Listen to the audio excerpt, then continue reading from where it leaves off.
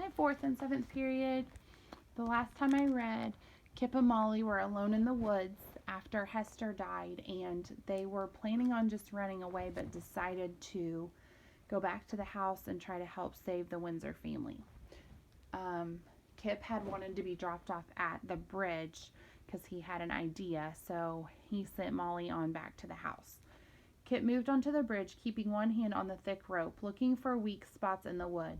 It was an ancient structure, and it felt continual surprise that it hadn't fallen into the river years ago. He hoped this meant that it wouldn't take much to chop it down. The boards were slick with dew and mildew, and he nearly slipped a few times as he hopped from plank to plank. He stopped a few feet from the main road, where he thought the bridge might be weakest. He set down his crutch and gingerly got to his knees. The sound of rushing water filled his ears as he leaned over the edge, peering at the beams beneath. Thick black tendrils consumed the undercarriage. The roots extended all the way from the island and ended just before the road. "So that's why the bridge ain't fallen down yet," he muttered, almost impressed. "The tree don't want it to." Kip stared at the roots, something else sticking in his mind. He remembered their flight in the wagon. The night Gardner had chased them to the end of the bridge and then stopped in this very spot as if pulled backward by some outside force. He remembered that night he was spared by the garden in the garden when the same thing had happened. "Of course," he said, sitting up. "He can only go as far as the roots." "Who can?" said a voice in his ear. Kip turned around to see Alistair standing a little bit behind him. The sound of the river must have covered his approach. His face was as pale as ever, but there was a red puffiness around his eye that made it look as if he'd been crying. He was holding Kip's crutch in two hands like a broad sword. Kip slowly pulled himself to his feet. "Good morning," he said, trying to keep his voice calm.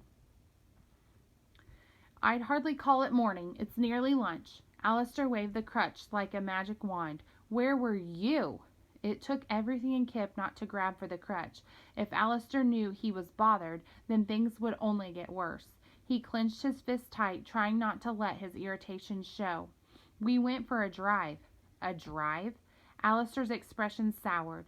"My mother's sick, and you go off on a drive?" He wagged the crutch like an accusing finger. "I can tell you're lying. You've done something rotten. The doctor's missing. Father's having it right now. I'm going to tell him it's you two that frightened him off." He was frightened, all right, but it wasn't us that done it. Kip looked behind Alistair. In the middle of the lawn he could see the shape of the fallen stable door, but no sign of the doctor beneath it. "You do know something. I'll have you sacked." Kip could not hide the smile that crept upon his mouth. "Won't do much good, 'cause we quit." Alistair stepped back like he'd been struck. "You what?"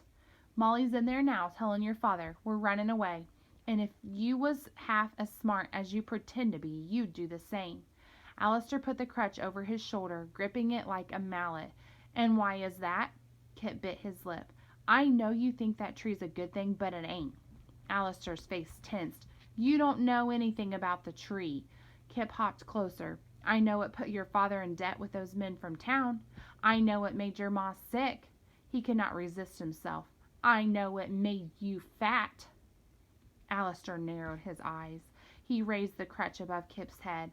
For a moment Kip thought he was going to strike him, but then Alistair swung his arm out to the side, letting the crutch dangle over the edge of the bridge. "Say that again."